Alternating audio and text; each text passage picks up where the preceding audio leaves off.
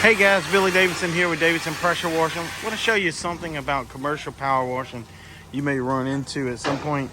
As you see here, we got the scissor lift, got Apex and Big Chris up there cleaning these support beams. The pigeons are bad in here, so we are cleaning some of that off of there.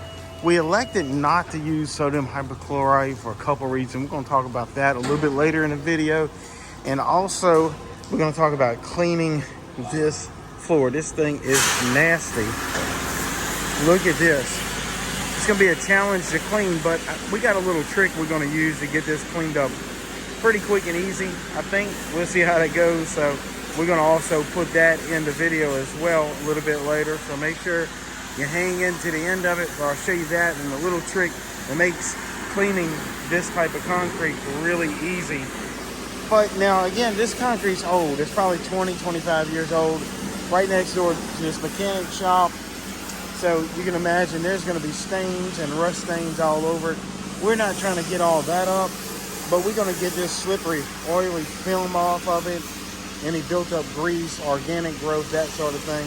We're going to use surface cleaner for it. We're going to talk about all that, what type of surface cleaner tips are going to be best for this application versus some other type of concrete like you see out in these drive lanes. So this is kind of a separate deal.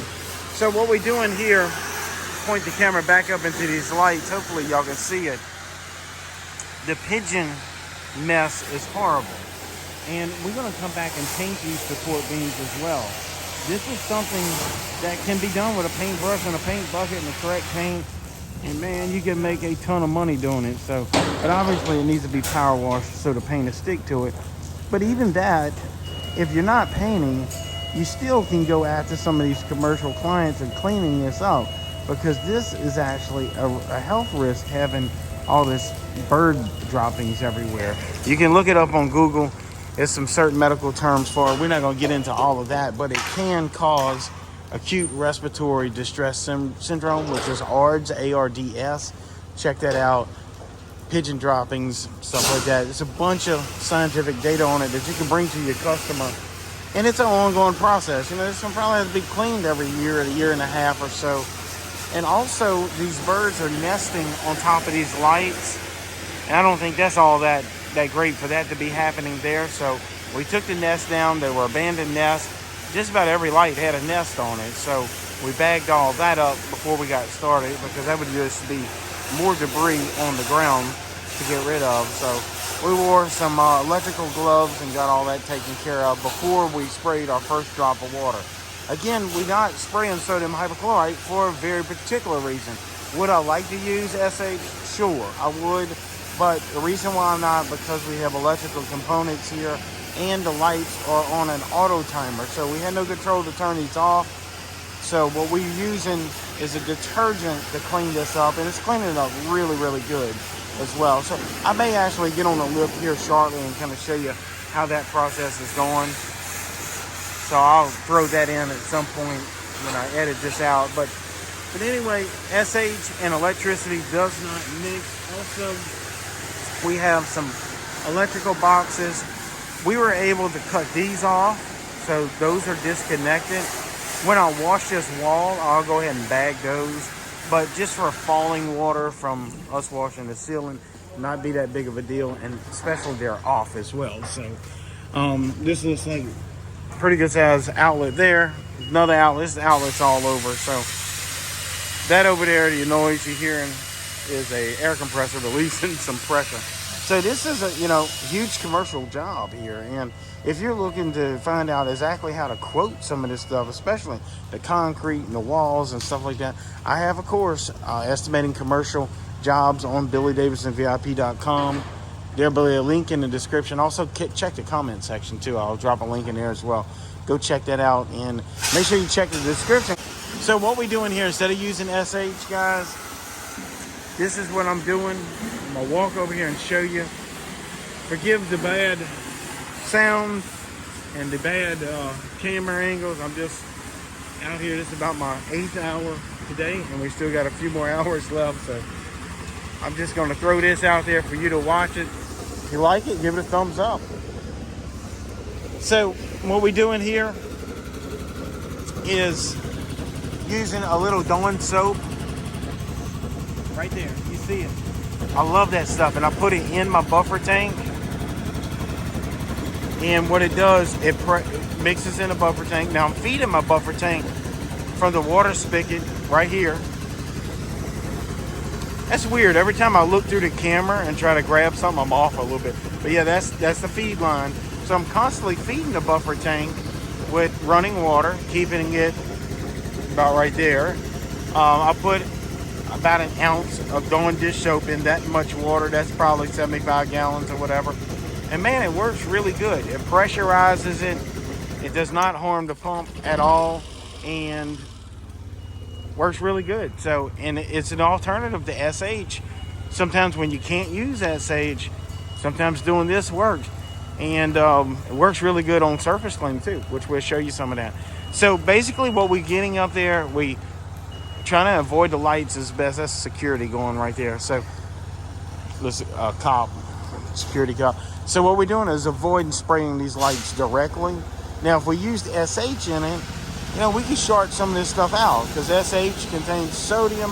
Sodium is an electrolyte which conducts electricity far better than water. Now, we're not going to spray direct pressure into these light hubs and electrical boxes up there. This is about our fourth one we've done, so on this property. So kind of a little bit of a learning process, because these lights, I've never seen these particular type of light hubs, but they're fine for a little indirect water pressure. Obviously, again, we're not going to spray them directly. And that being said, you probably can't, we didn't want to do this from the ground, standing here with wands, because I think our accuracy of working around these lights would be compromised working from the ground, especially looking up into the lights with the water mist. It gets really difficult to see exactly what you're doing. So a lift is ideal for this situation. In addition to that, these have some type of J channel that makes this support structure right there. And inside of that lift, you can't get from the ground. So again, we're painting this, but in addition, we wouldn't be able to remove the bird droppings if we wouldn't get basically eye level with it. So we're going to show you some more. I'm going to hop on a lift a little bit. We're going to do some surface cleaning. We'll talk about a lot of more stuff. So y'all hang tight, and thank you for watching. So we'll be back shortly. So we finished that top part of the canopy, and I'm now on the scissor lift, a little bit elevated, so I can get a better view to show you all what we're doing. We're surface cleaning this concrete area below the canopy. Now, this was used for many years for mechanics. It's currently now a wash bay, so there's tons of wax on it. There's some old grease stains, and it wasn't maintained properly for years. And there's rust stains. There's some spilt paint on it. We're trying not to get all of that stuff up, but what we were wanting to do is remove any oily residue built up, the pigeon mess that was all over it, the wax buildup, all of that stuff. And there's a couple ways to do this. You can use a really strong degreaser and take your time with it and spray it with a pump up sprayer and scrub it. But what I've elected to do is, again, putting Dawn dish soap in my buffer tank. It's pressurized through the pump and comes out the surface cleaner tips, and it works really good. To me, it works just as good as if I was using a really powerful degreaser in a pump-up sprayer and agitating it with a brush or something. So that skips all of those steps just by putting that Dawn dish soap in the buffer tank. So if you have that ability to have a buffer tank and a pressure washer, please try it. I think you're going to be really happy with the results. And again, this may not solve every problem that degreaser uses for, but I think it's going to cut down on your use of these strong degreasers that are expensive and dangerous to use if you get them on them, to be honest with you, which is the Dawn dish soap is completely safe.